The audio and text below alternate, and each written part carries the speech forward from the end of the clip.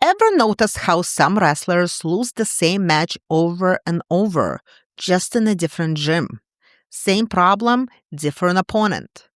That's usually a practice pattern showing up on the scoreboard. Let's fix it. I am breaking down the top 10 practice mistakes that make matches harder, and I am bringing in a girl wrestler to talk about what actually changed her performance.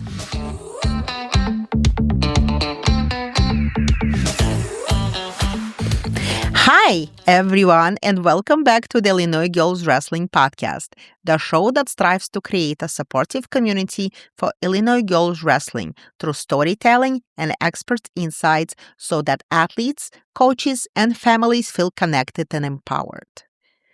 Can this podcast be helpful for boys? Absolutely. Wrestling is wrestling, and a lot of what we share works for everyone. But we also want to give girls and their families a space they can call their own.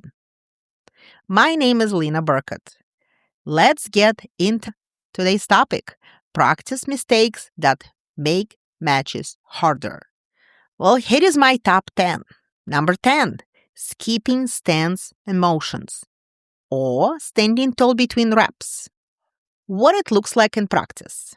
Athlete starts every drill upright, feet close, hands low, then tries to turn it on only when the coach says go. When it makes match harder. In a match, you don't get to load your stance. You have to be ready at all time, especially after scrambles, resets, and missed shots. Fix this today. Every rep starts in stance moving. Coach or partner says motion before the whistle. Number 9, going live too hard too often. Here is what it looks like. Every live goes at 100%. Athletes get tired, sloppy, or injured. People avoid certain partners. Nobody wants to try new skills. Why it makes matches harder? Matches reward control. If practice is a constant chaos, athletes don't develop clean setups, finishes, and decision-making. What to fix today? Use a simple intensity scale. 30% learning, like a new skill, slow. 60% realistic resistance, best zone for growth. And 90% plus, occasional test rounds. And for coaches and parents, no, hard work is great. Smart work wins titles. Number 8, drilling reps without drilling finishes. What it looks like. Athlete shoots a nice single, then stops when they touch the leg, or they kind of finish it and reset. Why it makes matches harder? Matches are decided by finishing, not almost scoring. What can you fix today? Every shot rep includes entry, position, finish, and cover. Count it out loud. In, up, finish, cover.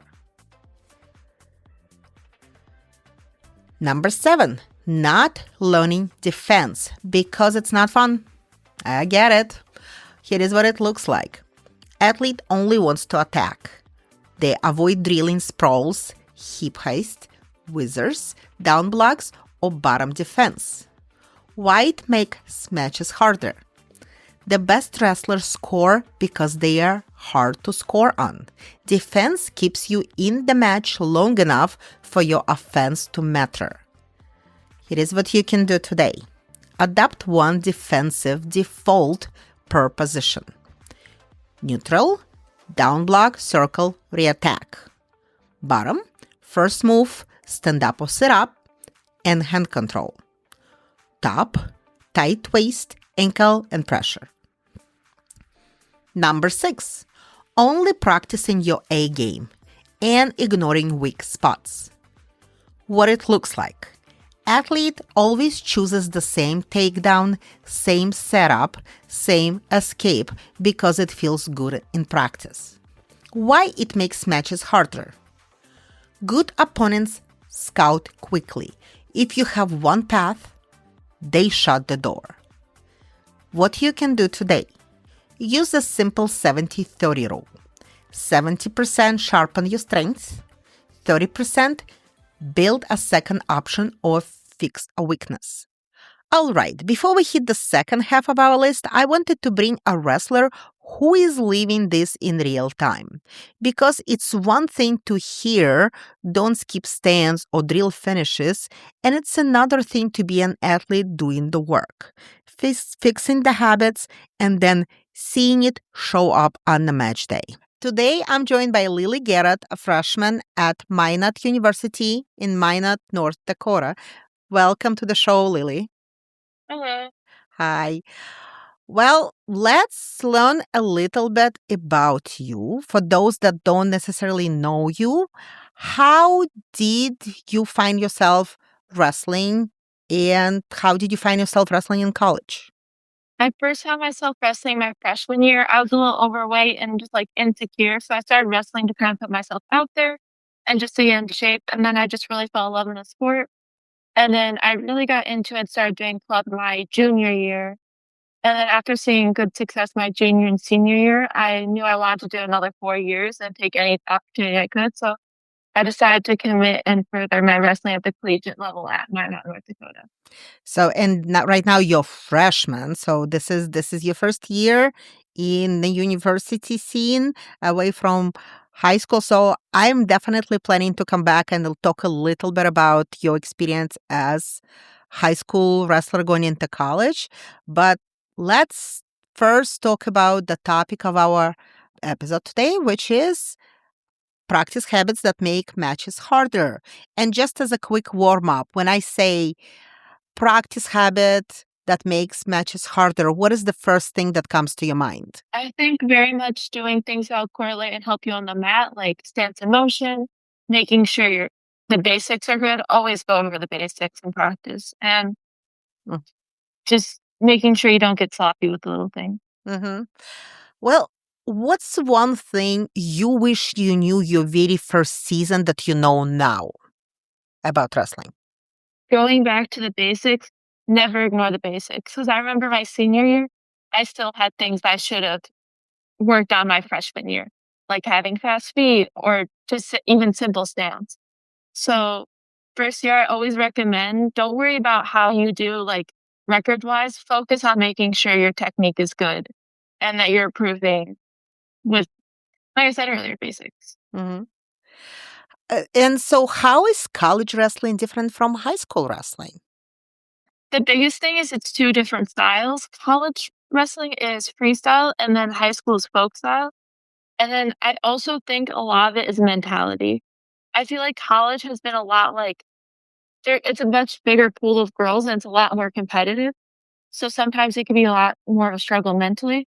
And then you're also doing class load.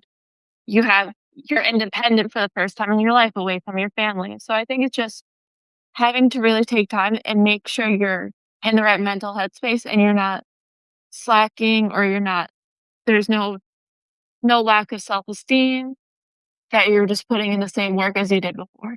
Mm-hmm. And is this your first experience of being away from home, or did you have like different experiences like this before? I had some experience like with the Fargo camp. We were away from home. The way I grew up, I would my because my parents would work, I'd spend a lot of time at my grandparents' house.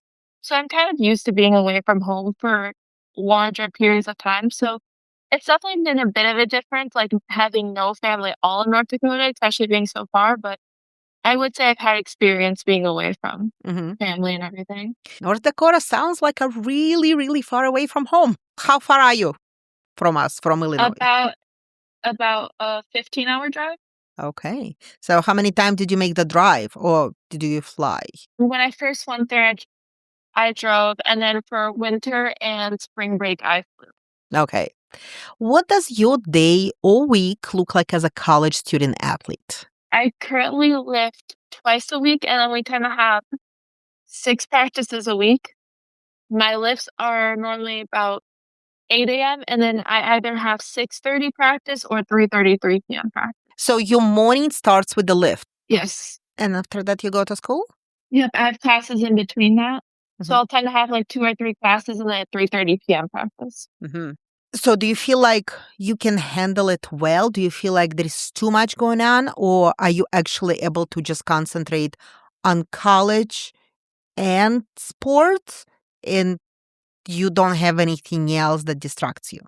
I think at first it was definitely a big adjustment, especially with the, like, early morning practices and, like, because sometimes we'll have 6:30 AM practice.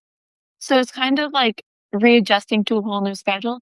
But once I got into the groove of things, I found myself having a lot more freedom than I thought. And I actually find myself having like every day I go in like the room for an extra like maybe 20, 30 minutes to practice something I need to work on. So I find I actually have more time to do wrestling related stuff Mhm. because you have so much downtime at the end of the day after practice. Interesting. So, and I don't know, I've never been to Minot, North Dakota. So is that a big town? Is it a small town? How It's a very barren, it's not a small town. It's about 50,000. The difference between home and there is that the next big town is about an hour and a half away. Mhm. So it's not too small. They have a Walmart and things, but it's like a little suburb. It's medium sized, I would Okay. say. Okay. Now let's talk about practice habits. Which practice mistake used to get you the most? So, I think we're mhm. relying too much on strength. I used to not work my feet well. Like I didn't put in the time to get fast feet, and I'd rely on the fact that I was stronger than some girls. And I think that really came back to bite me whenever I would go against higher level competition or someone who matched me equally. I wouldn't have like necessarily the speed to catch up. Okay. And I know we have not talked about your weight. What weight did you wrestle in high school? In high school, I was mostly a 170 pounder. I Once. wrestled 155, 170. Okay, so we are talking about now upper weights where the girls don't necessarily move as fast as the girl in the lower weights. And so what you found is that it's actually you want to move faster. For sure. Because even though heavier girls don't move as fast, once you get to that higher level competition, they still know how to move their feet. They're still shooting.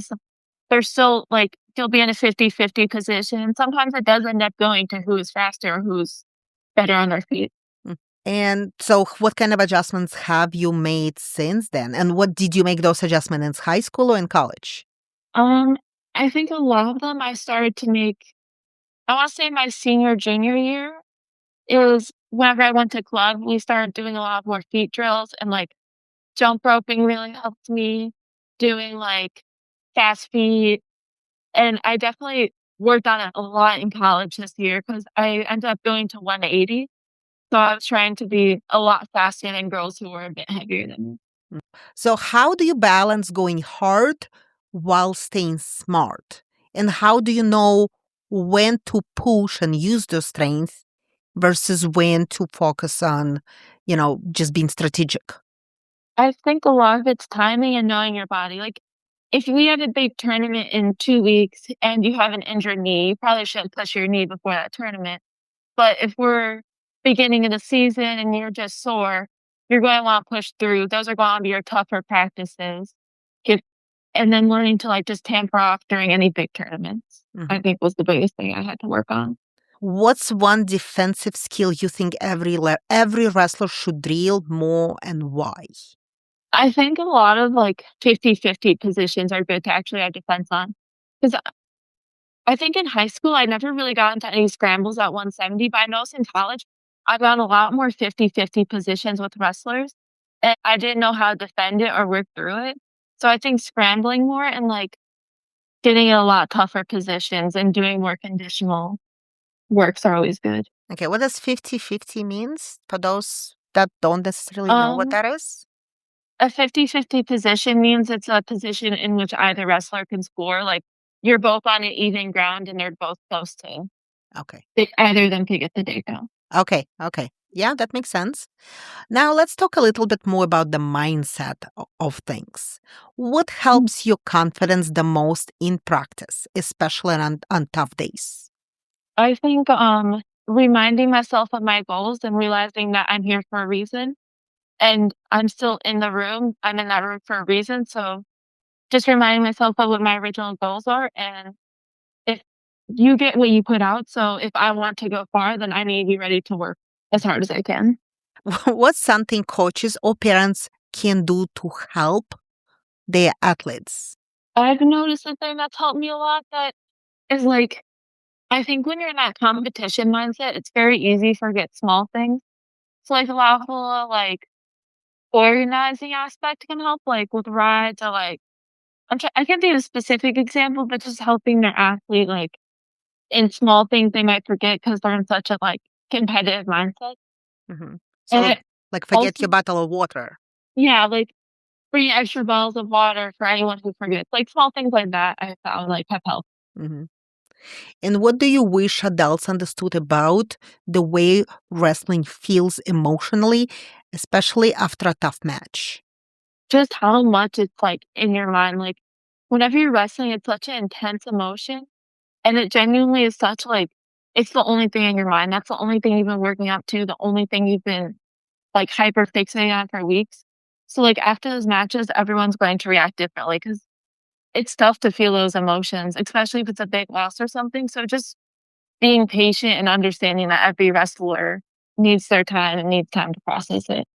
Okay, so giving space, giving time, that's probably, I feel like that might be the best case scenario.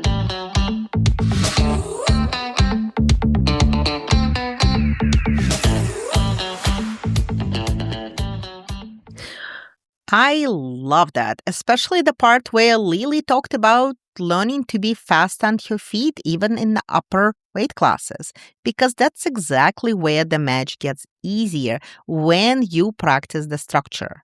All right, we are jumping back in with the remaining top 5 practice mistakes that makes matches harder, and we will come back to Lily and we'll talk a little bit more about how she made that bridge from high school to college, because I know juniors and seniors most likely want to know where to start your college journey. Number 5, no chain wrestling. One move, then panic. What it looks like: athlete shoots, it fails, and they freeze. Or they try one turn, it doesn't work, and they give up the position. Why it makes matches harder? Real matches are sequences. Winners expect the first move to get defended. Fix this today. Build a 3-step chain in each position. Neutral chain, set up, shot, reshot, and go behind. Top chain, breakdown, ride, turn, attempt. Bottom chain, first move, second move, third move. Number 4, bad hand fighting habits. Reaching, backing straight up, no head position. What it looks like: hands float, head is back, athlete reaches and gets snapped, or they retreat in a straight line. Why it makes matches harder? Most random takedowns come from predictable hand fighting mistakes, especially late in the matches. Fix this today. 3 simple cues: hands active, touch, clear, control. Head position matters, forehead wins. And circle, don't back up. Number 3, practicing tired but sloppy and calling it conditioning. What it looks like: late practice, lazy stance, head down, half shots, half finishes. Why it makes matches harder? You are training your body to wrestle badly when tired, and that's exactly when matches get decided. Fix this today. Conditioning is great, but your technique has to survive it. Try quality fatigue, short, hard bursts where you demand clean movements. Number 2, not simulating match situation. No clock, no score, no pressure. What it looks like: practice is random. Random goals, random positions, no strategy. Then match day feels like a different sport. Why it makes matches harder? Wrestling is a decision making under pressure. Score, time, risk. Here is what you can do today. Add situational life. Down 1 with 30 seconds. Up 2, riding out. Neutral with 10 seconds. Bottom with 15 seconds. And here is a number 1 mistake. Never reviewing your mistakes, so you keep repeating them. Here is what it looks like. Athlete finishes practice and moves on. No notes, no reflection, no plan. Why does that make matches harder? If you don't know the problem, you can't fix it. Improvement becomes accidental instead of intentional. And here is what you can do today. After practice, answer 3 questions. It takes 30 seconds. What position beat me today? What's one fix I will try tomorrow?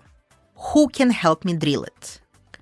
If you're listening and thinking, oh, we do like 7 of this, good. That means you've got easy wins. Pick up 1 this week and commit.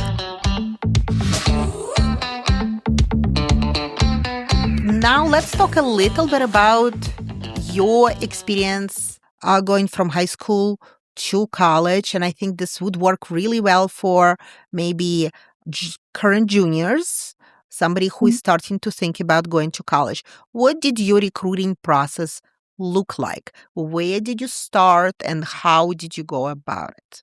The biggest thing is reaching out to coaches first. Like a lot of websites, like for the colleges, will have like a recruitment page where you can fill out the information, emailing coaches, sending out footage and film. Like just making yourself known to these coaches and getting yourself on their radar is definitely the best way to have like to start getting incoming calls and having coaches come your way. Mm-hmm. And a lot of the time, I've noticed coaches will have a more positive liking to you too if you take that first step of reaching out and like getting to know them. Mm-hmm. So how many colleges did you actually go visit? Or did you not visit any? I believe I visited 3 colleges and then I talked with quite a few. I think during my year when I was trying to decide where to commit, I talked to about 7 or 8. Mm-hmm. So So I only visited 3. you visited 3. Were all of them far away colleges or did you visit any local colleges? I think the 2 colleges I visited were about within 5 hours, and I think I visited 1 college that was about 2 hours away, Okay, so or 1 hour. your intention was always going, not staying in state, going someplace else. Honestly, my main factor was just what was the most cost efficient, and for some reason, the colleges that were the most cost efficient also happened to be, far away. How did that process look like? I think a big thing is I would ask a lot of the coaches, like, how the student athlete life looks, how they help balance that for students. But then also, like, I like to know what their practices are like, the intensity, what are they teaching, what's their focus, like their ethics for their practices. I like talking with, and another thing I'd recommend doing for sure is talking with people who already wrestle there and ask them what they think, how their practices look like what they notice are the pros and cons, what they like about the school. Are many of the girls on your team from North Dakota or are they all from around the country? We have a few from North Dakota, but most are from other states. Mm-hmm. And so do you feel like this is a great environment where you can actually be teammates with the girls that are coming from all over the country? I do think it's a really good environment. I think I got lucky and I have a very good team. And I've noticed I've started to grow a very close bond, but it's also been really nice because I get to wrestle a lot of different competition and see a lot of different wrestling styles and learn how to wrestle people who don't wrestle necessarily the same as me. That's great. It's really awesome to hear your experience. And I know that many girls this we are in the spring. So many girls are going to be looking into different college options. Mhm. So I think do you feel like what is the best time to start paying attention? Do you feel like junior is the right time? Or if you had to go back and do it again, would you start looking into colleges earlier? I for sure would start looking earlier. I think the earlier you start reaching out to coaches, the more you're going to be on their radar. And a lot of things too is a lot of coaches also look for like improvement. So like if you reach out your junior year and say you make it to state but you don't place, and you come back your senior year and now you're like third in state, they're gonna be like, this girl's putting in effort, she's really improving. Mhm. So I do think it's definitely good to get into coaches' radars early. And also, one thing I do think I messed up on is I did go into the recruitment process late. So a lot of schools already used up their scholarship money or already had a pretty full roster. So the earlier you join, the better chance you have of getting on the roster, but also like more scholarship money, more opportunity. Okay, so the timing definitely makes a difference. For sure. Okay, awesome. That's great to know. I do have a few more questions, and it should be quick and fast. What is your warm up song or pre match ritual? My pre-match song, I would say, is "My Own Worst Enemy" by Lit. And then I think the way I tend to warm up is I just like to bounce up and down and kind of get loose and like warm up my muscles and everything. What is your favorite drill? My favorite drill, I really like pummel. I would say since I work a lot of underhooks and things. Hmm. What is your last favorite drill? Spin drill. It's a good drill for you. It really gets your feet moving, but for some reason I always get so gassed easily during it. One phrase you tell yourself when you're tired. Just how bad do I want it? Like at the end of the day, you get what you put in. So I just have to remind myself why I'm putting it in and to like lock in. And what is one practice habit that you will never skip again? Stretching after practice.